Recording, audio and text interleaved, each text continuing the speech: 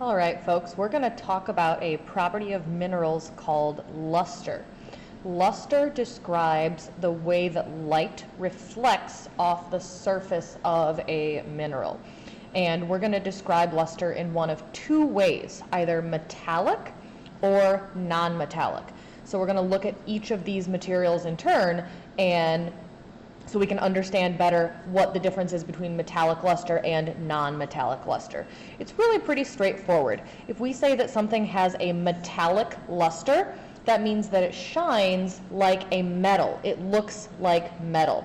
So here I have this sample that looks really shiny, almost like the shiny side of aluminum foil. This is galena, and galena is one example of a mineral that has a metallic luster. It looks like a metal. This one right here is also really super sparkly, and it looks like a metal. So we'd say it has a metallic luster. Same with this one right here.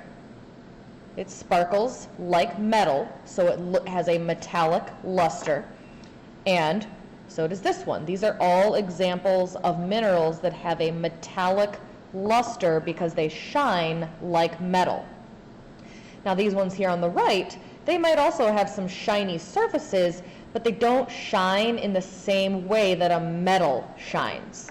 So we would call these all non-metallic minerals, because when you look at them, they might be shiny, but they don't look like metal the way our metallic minerals do.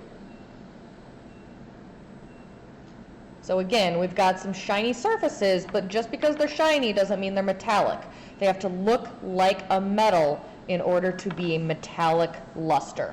So things that look like metal have a metallic luster. Things that do not look like metal have a non-metallic luster.